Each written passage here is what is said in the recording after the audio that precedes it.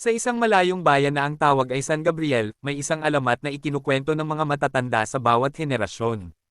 Ang aswang, bulong nila, ay isang nilalang na pumapasok sa bawat bahay tuwing kabilugan ng buwan. Hindi ito basta-basta, sapagkat ang aswang na ito ay nakatali sa isang sumpa na nagmula pa sa unang panahon. Isang gabi, si Aling Rosa, isang matandang naninirahan sa pinakamatandang bahagi ng bayan, ay nakita na nakatitig sa kawalan habang ang liwanag ng buwan ay unti-unting bumabalot sa paligid. Naririnig ko ang kanyang huling sigaw, sabi niya, ngunit walang nakarinig. Iilang gabi ang nakalipas, nagumpisa nang mawala ang mga alagang hayop ng mga taga-bayan, at may kakaibang takot ang bumalot sa kanilang lahat. Si Mario, isang binatang kilala sa kanyang tapang, ang unang sumubok na tumuklas kung ano ang nangyayari. Hating gabi ng Biyernes, habang tahimik ang buong bayan, nagpasya siyang sundan ang ingay na naririnig niya mula sa kagubatan. Ngunit habang papalapit siya, ang liwanag ng buwan ay biglang nagdilim, at isang malamig na hangin ang dumampi sa kanyang balat. Nakakita siya ng mga anino, ngunit hindi ito pangkaraniwang mga anino. Parang mga bangungot ang mga ito, mga hugis na nag-iiba at nawawala sa isang kisap. Biglang may maririnig na ungol, mahina ngunit palakas ng palakas. Nakita ni Mario ang isang babaeng nakaluhod sa lupa, may mga sugat sa katawan, at ang kanyang mukha ay may kakaibang anyo, parang hindi na tao. Tumayo siya ng dahan-dahan, at nang tumingin siya kay Mario, ang kanyang mga mata ay puno ng galit at pighati. Ikaw ba ang hahatol sa akin? Tanong nito, ngunit walang sagot si Mario. Sa isang iglap, naglaho ang babae at sumama sa dilim. Nagsimulang bumalik si Mario sa bayan, ngunit bawat gabing lumilipas ay mas lumalapit ang boses sa kanyang pandinig, na tila isang sumpa na hindi niya matatakasan. Ang buong bayan ng San Gabriel ay unti-unting nakakaranas ng kakaibang mga bangungot. May mga kaluluwang nawawala, at ang bawat tahanan ay natatakot sa dilim. Sa bawat gabi ng kabilugan ng buwan, may naririnig na huling sigaw sa gitna ng kagubatan, isang sigaw na punong-puno ng pangungulila, galit, at pighati.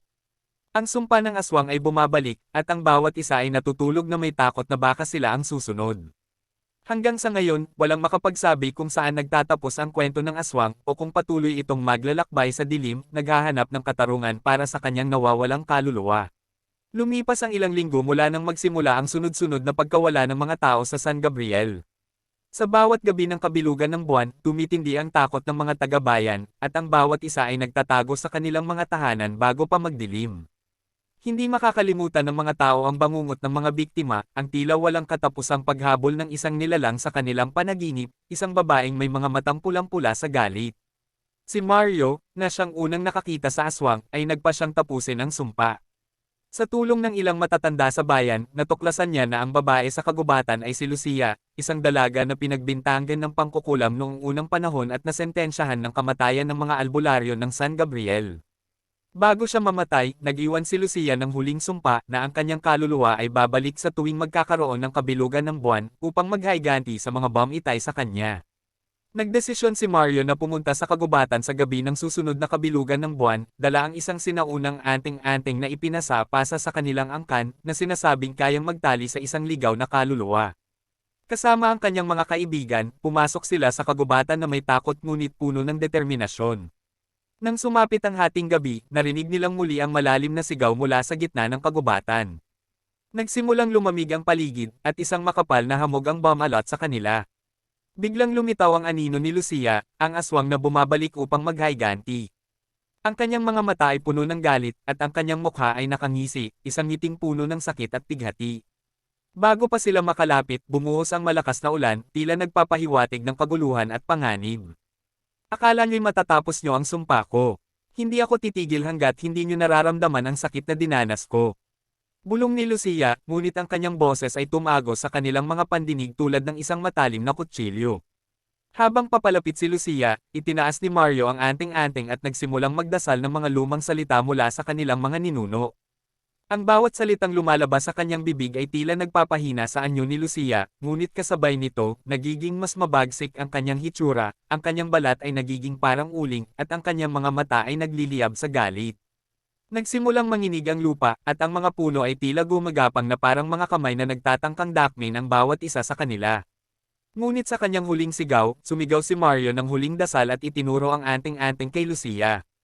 Hayaang ang iyong kaluluwa ay mapanatag na. Kami ay humihingi ng kapatawaran sa mga kasalanan ng aming mga ninuno. Nagliyab ang anting-anting ng matinding liwanag, at si Lucia ay napasigaw ng huling beses, ang kanyang boses ay puno ng sakit at pangungulila. Hindi ito magtatapos, magbabantay ako sa dilim, bulong niya bago siya tuluyang maglaho sa isang malakas na hangin na hamampas sa kagubatan. Mula noong gabing iyon, hindi na muling nakita o narinig ang aswang sa San Gabriel. Ang sumpa ni Lucia ay natapos, ngunit nanatiling misteryo ang kanyang huling banta.